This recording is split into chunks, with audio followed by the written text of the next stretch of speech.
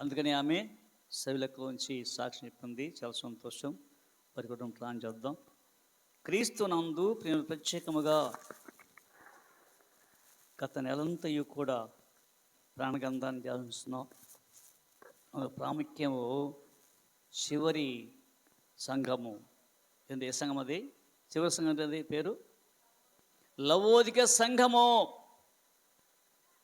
ఈ లవోదిక సంఘము చెప్తూ యేసుక్రీస్తు ఆమేన్ నమ్మకమైన సాక్షియు ఆదికి సృష్టికర్త వాడు చెప్పు సంగతులు ఏమనగా, ఇది అదిగో చిన్న ఆసియాలో అండి ఆ యొక్క లైకస్ నది మీద కట్టబడింది అండి. ఈ నది వలన చాలా ప్రయోజనం ఉంది అండి. కాబట్టి జనములు చాలామంది ఉన్నారు అక్కడ అండి. ఆ యొక్క లవోదికలో ఎక్కువ వ్యాపారస్తులు ఉన్నారు. అంటే నూలు పరిశ్రమ, బట్టల తయారీ చేసినండి. ఇంకా వాళ్ళు డాక్టర్లు ఉన్నారు. డాక్టర్ మెడికల్ అండి యూనివర్సిటీ ఉంది. ఆ యూనివర్సిటీలో అండి అయ్యో ఏంటి డాక్టర్లు ఉన్నారు, ఏంటి డాక్టర్లు. కానీ అలాంటి ఉన్నారు, కానీ పేరుకి మాత్రం ధనవంతులుగా ఉన్నారు, గొప్పవారుగా ఉన్నారు. అందుకని వాని ఉద్దేశించి చెప్తున్నాడు యేసుక్రీస్తు, ఓ లవోదిక సంఘమా ఎలాగున్నావు నువ్వు చూస్తుంటే అంటే నా దృష్టిలో అండి దౌర్భాగ్యుడవు, దిక్కుమాలినవాడవు, దరిద్రుడవు, గుడ్డివాడవు, దిగనపై ఉన్నావు అంటూ ఇదిగో నువ్వు ధనవంతుడు అంటండి. అందుకనే ధనవంతుడి విషయం చెప్పాను. మనము ఏం చెప్పాను ధనవంతుడి విషయంలో? ధన విషయం ఏం చెప్పాము గుర్తుందా? బిలాము రెండవవాడు,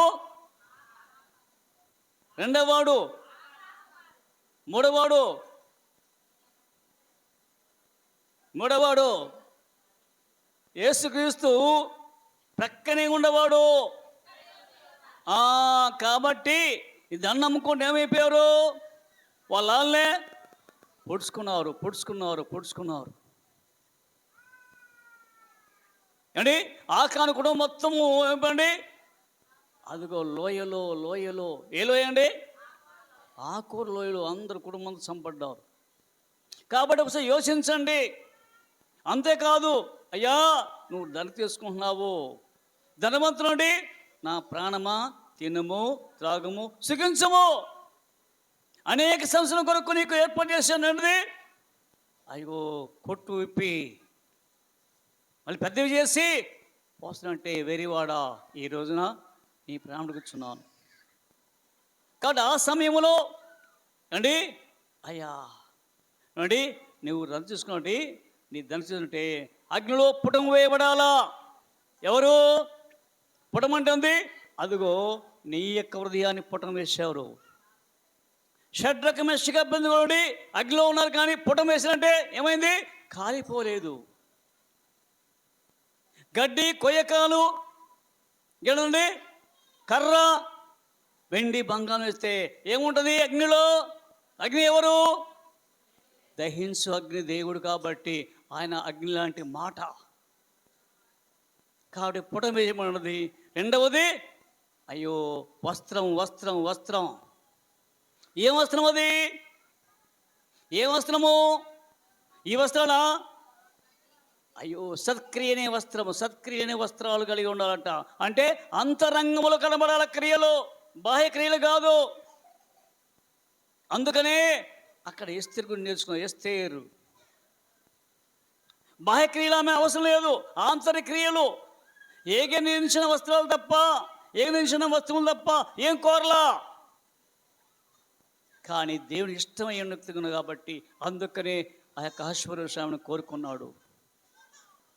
కానీ మూడవదిగా కాటుక ఏమన్నది? ఏ కాటుకది? ఏ కాటుక?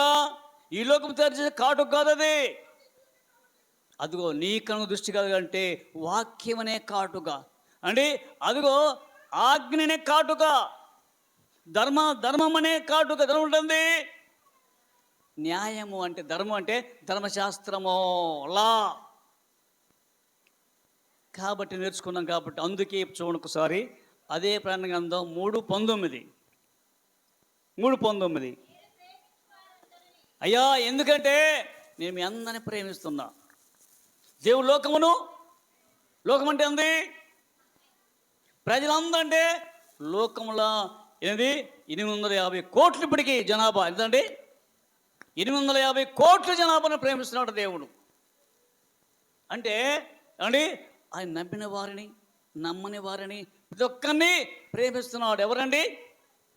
కాబట్టి అందుకనే ఎవరైతే ప్రతి వారిని ప్రేమిస్తుంది కాబట్టి తను ప్రేమించేవారందరినీ, నేను ప్రేమించే వారందరినీ గద్దించి శిక్షించు. అంటే గద్దించమంటుంది. నువ్వు సరిగా ఉండు, నువ్వు సరిగా నిలబడు హెజ్కేలు, నువ్వు చక్కగా నిలబడు, నువ్వు వంకరగా ఉండొద్దు హెజ్కేలు, నేను నీతో మాట్లాడు. కాబట్టి అందుకని హెజ్కేలు 2వ అధ్యాయం చెప్తున్నాడు, హెజ్కేలు నువ్వు చక్కగా నిలబడు, నేను నీతో మాట్లాడాలి. ఈ సమయంలో నీవు చక్కగా నిలబడతావా, వంకరగా ఉంటావా? కుదరదక్కడ. కాబట్టి నువ్వు చక్కగా అంటే దేవుడు నిన్ను చూస్తున్నాడు, నీ ప్రవర్తన అంతా చూస్తున్నాడు. అందుకనే తన ప్రేమించాలని శిక్షించి గద్దిస్తూ, ఎందుకంటే శిక్షిస్తున్నాడు. ఎందుకంటే అంటే మన బిడ్డనండి బెత్తది కొట్టాడు, శిక్షించండి, వాడు జ్ఞానానికి మళ్ళీ అవుతాడు. ఆ శిక్షణ ఉంది, వాడు సోమరైపోతాడు, చదవడు. అందుకనే మన బిడ్డలు ఎందుకండి బెత్తం వాడాలా. కాబట్టి వాక్యం బెత్తంతో నువ్వు కొడితే నువ్వు సరి అవుతావు. కాబట్టి అందుకనే తను ప్రేమించేవారంట గద్దించిస్తున్నాడు. కాబట్టి నేను ప్రేమించే వారందరినీ గద్దించి శిక్షిస్తున్నాను గనుక నీవు ఆసక్తి కలిగి. ఓ సంగమా, ఆసక్తి అంటే ఉంది, ఆసక్తి అంటే ఉంది. నీ పక్కన ఒకటి ఉంది, చూపిస్తున్నాడు. అయ్యా ఇదిగో ఇక్కడ బంగారం ఉంది, మీద ఉంది బంగారం, ఎవరు ముందు వస్తే వారికి అంటే ఎట్లుంటుందండి? ఎవరు ముందు తీసుకుంటే వారంటే ఏం చేస్తుంది? అబ్బో దానికోసం అందరూ పరిగెత్తారు, ఒక నెట్టేసి వెళ్ళిపోతాం. ఎందుకని ఆ బంగారము 6 కేజీలు ఉంది. అది 100 గ్రాములు కాదు, 20 గ్రాములు కాదు, 6 కేజీలు అంటే పరిగెత్తావా? మరి వాక్యం ఉంది, ఈ వాక్యము నీకు నోట్లో పెడతారంటే అంటే వస్తావా? కాబట్టి అందుకని ఆసక్తి అంటే ఇదిగో నీ ముందు వాక్యం ఉంది, పరలోక రాజ్యం ఉంది. ఆసక్తి కలిగి ఏం చేయాలి? మారు మనసు పొందాలి. ఎట్లా ఆసక్తి అండి? పశ్చాత్తాపడాలి, ఏడవాల. ఎలా ఏడుస్తాడు అంటే నీ ముందు. అందుకనే మనం చెప్పుకున్నాం అండి, యేసు దగ్గర ఉండే వ్యక్తి దుడుకు పేతురు. ఈ పేతురు అంటే ఏమన్నాడు? మత్తయి సువార్త 26వ అధ్యాయం 3వ వచనంలో చూడొకసారి. అందరిని పిలిచి యేసు ప్రభుట, రే మీరు మాత్రము నన్ను ఎరగనంటారు, నేను వెళ్ళిపోతున్నాను, బంటువులు వచ్చి నన్ను తీసుకెళ్తారు, కల్వరి శిలువకు అప్పగిస్తారు అంటే ప్రభువా అలా చెప్పాడు. పేతురు ఉన్నాడు, చూడండి 34 వచనం. అప్పుడు పేతురు అందుకు పేతురు నీ విషయమై, ప్రభువా నీ విషయం అంటే ఎవరి విషయం వద్దు, నీ విషయమై అందరూ అభ్యంతరం అంటే నాకు తెలియదు అనాథులంత కానీ అందరూ అభ్యంతర పడినాడు, నేను మాత్రము ఎప్పుడును అభ్యంతర పడనని. నేను అభ్యంతర పడినయ్యా, యేసు ప్రభు నా దేవుడు అంటాను కానీ ఆయన ఎవరు నాకు తెలియదయ్యా. నేను ఎప్పుడునూ అభ్యంతర పడనని ఆయనతో చెప్పగా యేసు అతనిని చూచి ఈ రాత్రి కోడి కూయక మునుపే నీవు నన్ను ఎరుగవని ముమ్మారు చెప్పుదువని నీతో నిశ్చయముగా చెప్పుచున్నాను. ఖచ్చితంగా చెప్తున్నానయ్యా. ఏనండి ఈయన ఇక్కడ సంభాషణ ఎవరెవరికి? పేతురుకి, యేసుక్రీస్తుకు, పేతురుకు. ఏంటి ప్రభువా ఇంత నమ్మకం ఉన్నాను, నేను మాత్రము నేను ఎరుగనన్ను. ఒకవేళ అనేక మంది అభ్యంతరం అంటే నాకు తెలియదు అనొచ్చు, 11 మంది నేను మాత్రం అన్నప్పుడు లేదయ్యా, ఈ రాత్రే కోడికి మునిపే నన్ను ఎరగమని. అయితే చూడొకసారి చూడండి, అదే 74 వచ్చినాం. అందుకతడు ఆ మనుషుని ఎవరండి అయ్యా, ఎవరు? ఒక అమ్మాయి వచ్చి, నీవు కూడా మనిషితో ఉన్నవాడు కదా అన్నప్పుడు ఏమన్నాడు? అందుకతడు ఆ మనుషుని నేను ఎరుగనని, అంటే ఐ డోంట్ నో అంటున్నాడు. ఎప్పుడైతే ఆయన అడిగినప్పుడట నేను ఎరుగునని చెప్పించుకున్నటకును ఒట్టి పెట్టుకున్నటకును మొదలుపెట్టాను. వెంటనే కోడి కూసిందట. వెంటనే గనుక కోడి కుయ్యకు మునుపు నీవు నన్ను ఎరుగను అని ముమ్మారు చెప్పుదువని యేసు తనతో చెప్పిన మాట పేతురు జ్ఞాపకం తెచ్చుకొని వెలిగిపోయి అని సంతాపపడింది, ఏడ్చాడు. అయ్యాంటి ప్రార్థన అది ఏడ్చేది పశ్చాత్తాపము.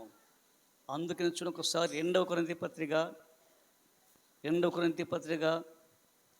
7వ అధ్యాయము చూడండి, 2వ కొరింథీ పత్రిక 7:10.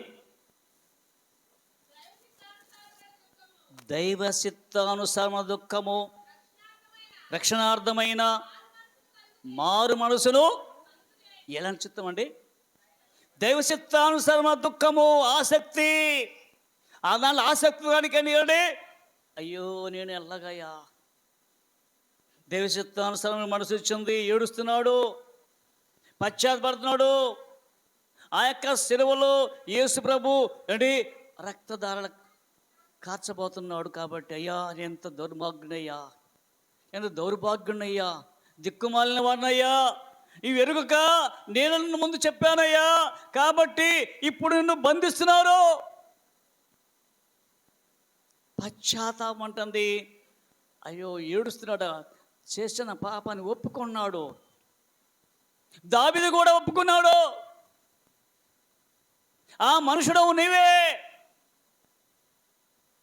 అయితే అంటున్నాడు 23వ వచనంలో 12:23 వచనంలో 2వ సమూయేలు, అయ్యా నేను పాపం చేశాయ్యా, ఒప్పుకున్నాడు, కప్పుకోట్లా. కాబట్టి ఎందుకంటే మారు పొందది ఆసక్తిని మారుమనసు అంటే ఇప్పుడు నీకు సమీపిస్తున్నాడు దేవుడు. ఇది కృపాకాలము కాబట్టి ఆనాడు ఆ లౌకిక సంఘంతో మాట్లాడిన దేవుడు ఈనాడు మన సంఘముతో నీతో నాతో మాట్లాడుతున్నాడు. ఆసక్తి కలిగి ఉందా అండి? మారుమనసు కొత్తలో ఎంత ఆసక్తి అండి, ఎంత క్రమముగా వచ్చాము, ఎంత ముందుగా వచ్చాము అండి. పాటలు పాడటానికి, వాక్యం చదవడానికి, దేవుడిని సాక్షించడానికి వచ్చామే. మరి ఇప్పుడు ఏమైంది? కానీ ఇప్పుడైనా ప్రేమిస్తున్నాడు దేవుడు. ఇప్పుడైనా జాగ్రత్తగా ఉండండి. ఎప్పుడైనా జాగ్రత్తగా ఆయన సందుకు వచ్చి ఆయన్ను కొనియాడాలా, ఆయన గణపరచాలా, ఆయన మహింపరచాలా. కాబట్టి అందుకనే ఓ లౌకిక సంఘమా ఆసక్తి కలిగి మారుమనసు పొందము. ఏమండి?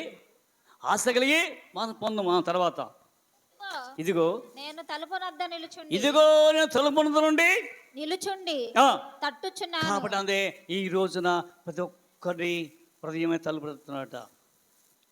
నిలుచుండి ఏమండి ఈ దినాన నిన్ను దగ్గర వచ్చాడు అండి. హృదయమనెడు తలుపునొద్ద యేసునాథుండు, హృదయమనెడు తలుపునొద్ద యేసునాథుండు,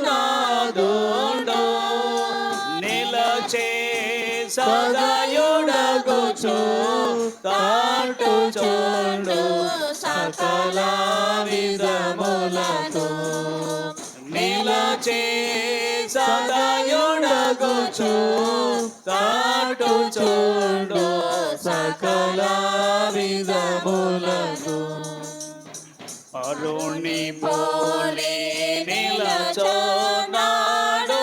పరికించి చూడా పరుని పోలి నిలచున్నాడు పరికించి చూడా అతడు పరుడు కాడు రక్షకుడు ప్రాణ స్నేహితుడు అతడు పరుడు కాడు రక్షకుడు ప్రాణ స్నేహితుడు. కాబట్టి దేవుడట తట్టుచున్నాడు, ఇప్పుడు అందరూ తట్టుచున్నాడు. అయితే పరమగీతములో 5వ అధ్యాయంలో ఆ యొక్క ప్రేమించిన ఆ ప్రియురాల దగ్గరికి వచ్చాడట. తలుపు తీయట్లా ప్రియురాలు అని ఎంతసేపు కొట్టాడు. ఆమె అంటుంది, అయ్యా నీ వస్త్రం తీసానయ్యా, ఇప్పుడే కాళ్ళు కడుక్కున్నాను, మరలా నేను వస్త్రం ఎలా ధరింపజేస్తాను, కాబట్టి తలుపు అంటే నేను తీనంటుంది. కానీ ఆయన తలుపు తట్టి అంతేకాదు ఆ యొక్క తలుపు సందులో నుండి చేయి చాపి ఏమండి ఎప్పుడైతే తాకాడో అదిగో ఆయనలో ఉన్న అంటే ఆ యొక్క దయారసం యొక్క ఏమండి లోపలికి వెళ్తే ఎంతో అప్పుడట ఆమెకు మెలకు వచ్చింది అని ఆ యొక్క అని దయారసం యొక్క స్థితి లోనికి వెళ్ళేసరికి అప్పుడు లేచిందట. ఈ లోపుగా ఆయన వెళ్ళిపోయాడు అండి. అప్పుడు తలుపు తీసుకెళ్తుందట. అయ్యా నా ప్రియుడు వెళ్ళిపోయి కనబడ్డాడా, కాబట్టి యేసు రాకముందే ప్రియుడిని తలుపు తట్టకముందే నువ్వు సిద్ధపడ్డావా అండి. పరమగీత చూడండి ఒక్కసారి, చూడమ్మ 5:3 చూడమ్మా 5:3. నేను వస్త్రం తీసివేస్తుందని నేను మరలా దాన్ని ధరింపనేలా నా పాదములు కడుక్కొంటిని నేను మరలా వాటిని మురికి చేయనేలా. అంటే మురికి చేస్తాం మళ్ళీ నేను కడుక్కున్నానయ్యా, మళ్ళీ పాదాలు ఎట్లా మురికి చేస్తానా. తలుపు సందులో నా ప్రియుడు చెయ్యి ఉంచగా నా అంతరంగము అతని ఎడల జాలికొనెను. ఎందుకని అంతరంటే సర్వ అన్ని అంటే మనలో ఎముకలు ఉన్నవి 206 ఎముకలు ఉన్నవి. ఎముకల్లోకి వెళ్ళిపోతే అన్ని ఆయన యొక్క చెయ్యి అంటే ప్రతి అవయవము అండి ఉత్తేజపరిచిందంట. అప్పుడు లేచిందంట ఆమె. నా ప్రియునికి తలుపు తీయ లేచితిని నా చేతుల నుండి నా వ్రేళ్ళ నుండి జటామాంసి గడియల మీద స్రవించెను. అంటే జటం అంటే ఈ స్రవించినట్ట ఆయన యొక్క శరీరంలో ఉన్న రక్తం ఈయనకు వచ్చినప్పుడు అప్పుడు ఉత్తేజం వచ్చిందట. కానీ నా ప్రియునికి నేను తలుపు తీయనంతలో అతడు వెళ్ళిపోయాట. కాబట్టి అందుకని ఇక్కడ తలుపు దగ్గర తడుచున్నాడు. ప్రకటన 3:20 అంటాడు, ఇదిగో నేను తలుపు తడుచున్నాను, నిలబడ్డ తడుచున్నాను, తీస్తావా తలుపు. ఆమె తలుపు తీసే వెళ్ళిపోయాడట. రాణి కావచ్చు, కానీ ఆ యొక్క వీధులు వెళ్తున్నప్పుడట అయ్యా ఆ యొక్క అంటే కాపలదారులు వాచ్యం అడిగితే ఎవరో తినట చందు కొట్టాలంటే మనం రక్తం కారుతుంది. ఎందుకని ఆయన దగ్గర ఉన్నంత మాత్రం సేఫ్టీగా ఉన్నావు, రక్షణ ఇచ్చావు. కాబట్టి అయితే ఇప్పుడైతే దొంగల చేతులు పడ్డావా, అపోది చేతులు పడ్డావా, అపోది చేత నువ్వు ప్రేరేపింపబడి నువ్వు నిద్రపోతున్నావా. కాబట్టి లే ఓ సంగమా లే, అదిగో యేసు వచ్చు ఇలా గడి అయింది, సిద్ధపడు. అయితే ఇక్కడ ఉన్నాడు, తలుపు తీస్తే నేను మీ యొద్దకు వచ్చి, అంటే మీరు మీ యొద్దకు వచ్చాను, భోజనం చేస్తా. ఏం భోజనం అండి? ఒకసారి 3:20. ఇదిగో నేను తలుపు నిలుచుండి తట్టుచున్నాను. ఎవడంటే ఇక్కడ ఎవడైనా కానీ, అంటే ఇక్కడ ఉన్న ఒక్కొక్కరు ఎవరైనా ఎవడైనా కానీ నా స్వరము విని. నా స్వరం అంటే ఇది ఎవరి స్వరం అండి? తలుపు తట్టేది ఎవరు? వీరికి తలుపు తట్టే అంటే దొంగ తడతాడు. దొంగ వచ్చి తలుపు తీ అంటాడా? ఎవరు స్వరం అండి? ప్రియుడు చెప్తాడు. పిల్లలు తొట్టుతారు, అయ్యా నేనే తీ తలుపు అంటారు. ముందు అడుగుతారు, ఏమండి ఎవరంటే స్వరం అంటే ఆ స్వరం ఎవరిదైనా పడాలా. ఎప్పుడైతే తట్టాడో తలుపు తీసేరట. అప్పుడు ఆయన వారి యొద్దకు వచ్చి నా స్వరము విని తలుపు తీసినట్లా నేను అతని యొద్దకు వచ్చి అతనితో నేను నాతో కూడా అతడును భోజనము చేయుదుము. ఎప్పుడండి? ఎంత సంతోషం అండి! పిల్లలందరూ కూర్చొని అండి తండ్రి వచ్చేదాకా చూస్తారు అందరూ. అందుకనే అక్కడ 108వ కీర్తనలో అండి అదిగో తన యొక్క పిల్లట ఒలివ మొక్కలు ఉంటారు. అక్కడ భోజనం బల్ల చుట్టూ ఉంటుంది. అందరు కలిసి సంతోషం. అంటే ఎవరైతే విశ్వాసం కలిగి ఉన్నారో, ఎవరైతే ఆయన నమ్మకం ఉన్నారో వారందరూ కలిసి భోజనం చేస్తారట. భోజనం అంటే విందు, పరలోకములో విందు అంటే మధ్యాకాశం విందు జరగబోతుంది. పాట మాత్రం 1000 ఏండ్ల పరిశుద్ధులకు విందబోతుంది, 1000 ఏండ్ల పరిశుద్ధులకు విందబోతుంది, 1000 ఏండ్ల లోకం మీదికి శ్రమ రాబోతుంది, 1000 ఏండ్ల లోకం మీదికి శ్రమ రాబోతుంది. ఈ సువార్త మోయబడు, ఈ సువార్త మోయబడు, వాక్యమే కరువగును, వాక్యమే కరువగును, యేసు రాజుగా వచ్చుచున్నాడు, భూలోకమంతా తెలుసుకుంటాడు. కాబట్టి ఆయన వచ్చండి మధ్యాకాశ విందంటే వాక్యం అనే విందు. అంతేగాని ఈ పరమ అని భక్ష్య పరిమాణాలు కాదు, పంచభక్ష పరిమాణాలు కాదు. వాక్యమనే భోజనం వింటుంటే ఇంకా ఇంకా తినాలా అంటే వినేది. కాబట్టి నేను ఎదుకొచ్చి భోజనం చేస్తానా, నేను జయించి నా తండ్రితో కూడా ఆయన సింహాసనం నందు కూర్చుండి. అయ్యా నేను జయించాను. దేవుడా నేను జయించానంటే అపవాది మీ రోజు శోధిస్తుంది, కానీ అయితే అపవాది మీ మీదకి రాకుండా నేను కలవరలో అంటే ఆ యొక్క శిలువ మీద నా రక్తాన్ని కార్చాను, ఆ యొక్క సైతాను యొక్క తలను చెదకొట్టాను. ఎక్కడ? సిలువలో అంటే అందుకనే సైతానుకు నా శిరనిచ్చా. మీ కొరకు నేను ఆహుతి అయిపోయాను. ఎక్కడ? కలవరిగిరిలో, ఆ మండుటెండలో, ఆకాశాన్ని భూమికి వేలాడుచు మీ కొరకు నేను ఎంత శ్రమపడ్డాను. కాబట్టి నేను జయించాను. ఇంక మీకేమి యుద్ధం చేయవసరం లేదు, మీరు రండి. అది యెహోషాపాతు అంటే అయ్యా అదిగో యెహోషాపాతుకి 3 ఇచ్చారట. అమ్మోనీయులు, మోయాబీలు ఏంటి యోమోని శరీయులు వచ్చారట యుద్ధం చేయడానికి. ప్రభువా నాకు సహాయం చెయ్యి, నువ్వేం భయపడవద్దు, ఒకటే చెయ్యండి, నీవు ప్రార్థించు స్తుతించు. ఎప్పుడైతే ఆ 2వ గ్రంథములు 20వ అధ్యాయము అంటే ఆ యొక్క 20వ విషయంలో చూస్తే వాళ్ళు స్తుతిస్తున్నారు, ప్రార్థిస్తున్నారు, పాటలు పాడుతున్నారు. ఏమి లేదు, వాళ్ళే వచ్చి పడుచుకొని చచ్చిపోయారు. వీళ్ళు ఏం చేయాలా? పాటలు పాడుతున్నారు, దేవుడు స్తుతిస్తున్నారు, ప్రార్థన చేస్తున్నారు. మరి నీవు అంటే ఆయన లోకాన్ని జయించు కాబట్టి, నువ్వు జయించు కాబట్టి నేను తండ్రి రాజ్యంలో కూర్చుంటాం. సోమా నేను జయించి జయించి నా తండ్రితో కూడా ఆయన సింహాసనం నందు ఎక్కడండి? పరలోకంలో సింహాసనం ఉందట. ఎక్కడున్నది? అందుకనే సింహాసనం ఉన్నవి. ప్రకటన గ్రంథం 5వ అధ్యాయంలో సింహాసనం ఉన్నవి, కూర్చున్నాడు.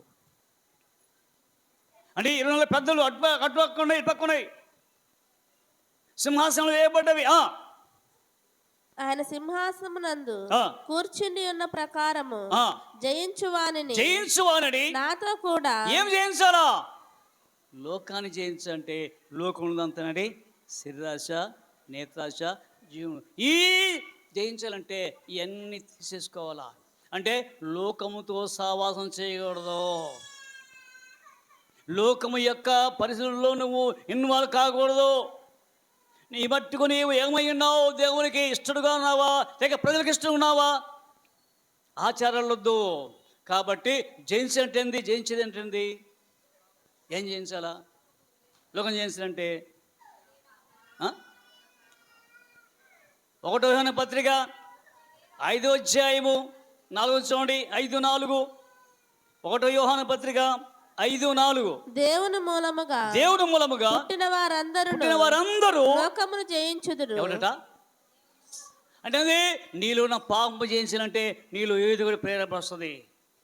అప్పుడు అది కలుగు చేస్తే ప్రేరేపణ, అటు చేయి, ఏం కాదు అటు చేయి అంటేట. అంటే నీ దేవుని మూలంగా పుడితే ఏంటి? లోకాన్ని జయిస్తావా? లోకమును జయించిన విజయము మన విశ్వాసమే. విశ్వాసం అంటే నమ్మకం ఉండాలి. Faith faith faith. శ్రమైన, బాధ అయినా, హింస అయినా, కరువైన కరువుంటే ఇవన్నీ వచ్చే కాబట్టి నమ్మకం అంటే అప్పుడు జీవిక్రియేట్ చేస్తారట. కాబట్టి మీరు లోకాన్ని జయించాలయ్యా. జయిస్తే అప్పుడేమవుతుందా? నేను జయించి నా తండ్రితో కూడా ఆయన సింహాసనందు కూర్చుని ప్రకారము జయించువానిని నాతో కూడా నా సింహాసనమునందు కూర్చుండనిచ్చేదను. అంటే ఎట్లా ఉంది చూసుకోండి. సింహానికి వస్తున్నాడు ఆయన తండ్రి. కుమారుడు తెలుసు. మరి కుమారుడు ఎవరు తెలుసు? తండ్రికి తెలియదు. ఇప్పుడు కుమారుడికి తెలిసినట్టుగా తండ్రికి తెలుసు. అంటే కుమారుడు అనేక మందిని రక్షించాడు, అనేక మంది తెలుసు కుమారుడికి. కుమారుడు అయ్యా ఇదిగో ఆడేవాడు నాతో ఉన్నాడయ్యా, జయించాడు. నేను జయించకంటే జయించాడు, లోకం జయించాడు. అయితే రమ్మను. ఎందుకని ఇప్పుడు నువ్వు ఉన్నావుకోండి, నువ్వు ఉంటే ఏం చేస్తావు? నువ్వు ఉంటే నువ్వు వస్తావు ప్రార్థనకు. మళ్ళీ వేరే వాళ్ళు ఉంటే వీళ్ళు ఎవరంటే అయ్యో పాస్టర్ అంటే పిలుస్తావా లేదా? పాస్టర్ పిలుస్తావు లేదా? లేక అనుకుంటే మనకి ఎందుకంటే కదలదు. అంటే ఎవరండి? మా బంధువు అండి, కాబట్టి నాతో కూడా కూర్చుండ్రా. ఎట్లా కూర్చుంటాడు? అర్హత ఉండాలా. అర్హత లేకపోతే కూర్చుంటాడా? కాబట్టి అందుకనే అయ్యా ఒకవేళ తండ్రికి తెలియదు కానీ నాకు తెలుసు వీళ్ళందరూ ఎవరయ్యా అన్నాడు ఒక ఆయన. ఎవరైనా తెలుసా? ఎవరు కదా? వీళ్ళందరూ ఎవరయ్యా? అయ్యా నీ దాసును అనుగ్రహించిన పిల్లలయ్యా, నీ దాసును అనుగ్రహించిన పిల్లలు. యాకోబు అంటున్నాడు అన్నతో, ఏశావుతో. వీళ్ళందరూ ఎవరండి? అమ్మో చాలా మంది వస్తుంది జనసమూహం అండి. గొర్రెలు, దాసదాసీలు, పిల్లలు వస్తున్నారు. వీళ్ళందరూ ఏంటంటే అయ్యా నీ దాసుడు, నీ దేవుడికి అనుగ్రహించిన నా పిల్లలు అండి. దేవుడు ఇచ్చిన నీ దాసుని పిల్లలండి. అంటే ఈ ఎవరి దాసుడైనా నిజంగా దాసుడేనా అండి? అన్నకు దాసుడుగానా? కాదు. కానీ దాసుడు ఉన్నాడు. ఎంత తగ్గింపు జీవితం చూడండి. ఎవరికి? యాకోబు. ఎవరు అంటే నా కుమారుడు అన్నాడా? అనలా. నీ సేవకుడైనా ఇదిగో నీ పిల్లలు అంటే దేవుడు అనుకరిస్తే ఈ పిల్లలు అంటున్నాడు. కాబట్టి అందుకని నేను సింహాసనం కూర్చోమండి. అమ్మ రా అంటాం. అంటే కానీ తెలియని వాళ్ళు పెడతారా? కూర్చుంటారు బెటర్ అండి.